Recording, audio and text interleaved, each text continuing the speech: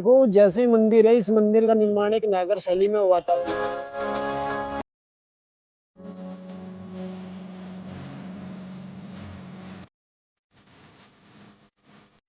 एक राजकुमारी थी ऐश्वर्या, तो उसके पति की मृत्यु हो गई थी।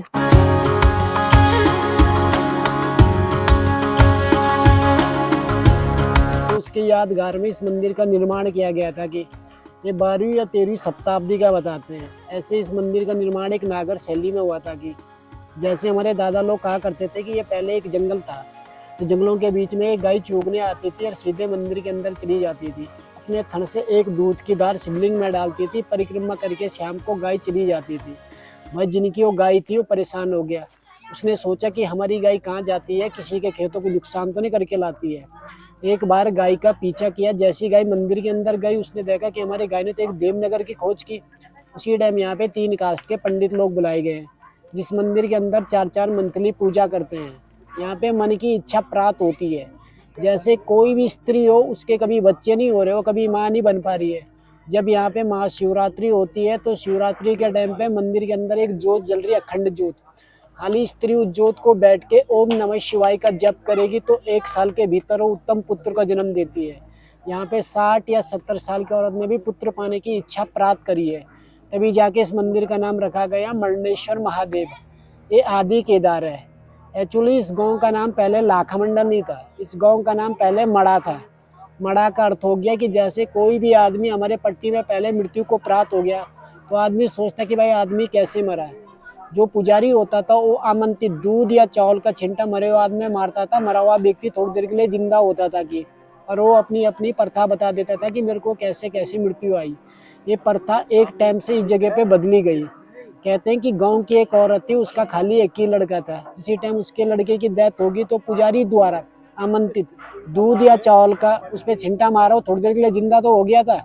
उसके माँ ने उसका हाथ पकड़ लिया था कि तब से कुछ आकाशवाणी हुई थी, तब से प्रथा इस जगह पे बदली गई है। अब पड़ गया इस गांव का नाम लाखा मंडल। लाखा मंडल का अर्थ है कि जब पांडवों को एक लाक्षय ग्रह बनाया था, कौरवों ने पांडव जलाने के लिए एक महल बनाया था लाक्षय ग्रह। तो लाक्षय ग्रह तो पांडव लोग बच गए थे। तो लाक्षय गृह में एक भीलनी थी कैट, उसके 5 पुत्र एक लाक्षय गृह में घड़े के अंदर पैदा कर रखे थे। यानी लाक्षय गृह कौरवों ने पांडव जलाने के लिए बनाया था, जल के भीलनी के पुत्र थे।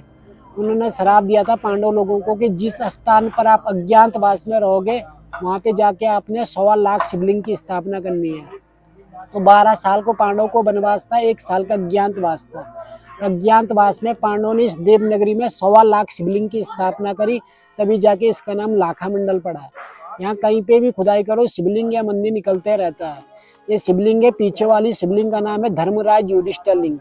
इस लिंग को तब बताते हैं कि जब पांडव लोग अज्ञातवास में थे तो विराट राजा के यहाँ पे नौकरी किया करते थे, तो उनको बैठने का आसन दिया था ताकि, तभी से इसका नाम धर्मराज युधिष्ठिर लिंग पड़ा है। यहाँ कहीं पे भी खुदाई करो शिवलिंग या मंदिर निकलते रहता है। यहाँ पे पांडवों द्वारा 1.25 लाख शिवलिंग की स्थापना है। 4 युगों की यहाँ पे शिवलिंग विराजमान है। जैसे जो मेन शिवलिंग है वो सतयुग की बताते हो, मंदिर के अंदर विराजमान है। 12 ग्रीन रंग की है वो द्वापर की है, उसके बगल में एक लाल रंग की है वो बताते हो त्रेता की है। कलयुग की आगे एक शिवलिंग ऐसी है जिसमें आप जल चढ़ाओगे तो आपका चेहरा स्फटिक शिवलिंग के अंदर दिखाई देगा। उस शिवलिंग का नाम है अद्भुत शिवलिंग चिंता हरण महादेव। वो शिवलिंग तब का है कि कहते हैं कि राजा सगर के 60,000 पुत्र थे कि, तो कपिल मुनि ने उनको श्राप दिया तो सारे भस्म हो गए। तो उनके कुल में भागीरथी जी ने जन्म लिया था। उन्होंने शिव की तपस्या करी, गंगा यमुना को मृत्युलोक में लाया और अपने पितृ देवताओं के लिए सबसे पहले उस शिवलिंग की स्थापना करी थी। एक शिवलिंग निकला 1972 को, 2007 को ये फील्ड बना, 2011 में यहाँ पे यज्ञ हुआ था जिसमें 109 पंडित थे, 11 हवन कुंड बने थे जिसमें बद्रीनाथ वाले शंकराचार्य भी आए थे। लेकिन एक हरि नाम का हरिजन था, उसके पास सपने में आया कि भाई मेरे को निकालो, मेरे को लोग बाग लांग रहे हैं। फिर हमने श्रमदान करके इसको निकाला गया। अष्टकोण के बीच में चिंता हरण महादेव, और उसके बाद संत लोगों के लिए कुटिया बनी। जितना जल डालोगे उतना अपनी शक्ल दिखाई देगी, लेकिन चिंता दूर करने वाला है। ये इसके आगे शीतला माता है, जैसे पहले बीमारी होती थी ये रक्षा करने वाली है। पहले बलि प्रथा होती थी, आज बलि प्रथा भी बंद है, लेकिन ये भी बंद है। 2020 में कोरोना आया पूरे भारत में, लेकिन हमारे गांव में यानी देवी देवताओं के आशीर्वाद से सब लोग सुखी हैं और सबको चाहते हैं सब लोग सुखी रहे, ऊपर वाले का आशीर्वाद रहेगा।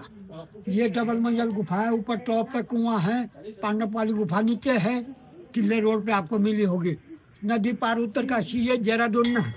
ये पूरब हो गया, पश्चिम दिशा हो गई, उत्तर हो गया, दक्षिण दिशा हो गई, चारों दिशाओं के बीच में यहाँ पे लाखामल है, 1.25 लाख की स्थापना है, 365 मंदिर है, 33 कोटि देवी देवता निवास करते हैं। अच्छे अच्छे गांव होंगे, अच्छी अच्छी बनावट होगी, लेकिन कमल के जैसे फूलों की पंखियां देखो, पहाड़ बने हुए और चारों दिशाओं के बीच में लाखामल है। सूर्यमंडल, चंद्रमंडल, तारामंडल, लाखामल 50 में है। कोई माने तो भगवान है, नहीं तो फिर पत्थर है।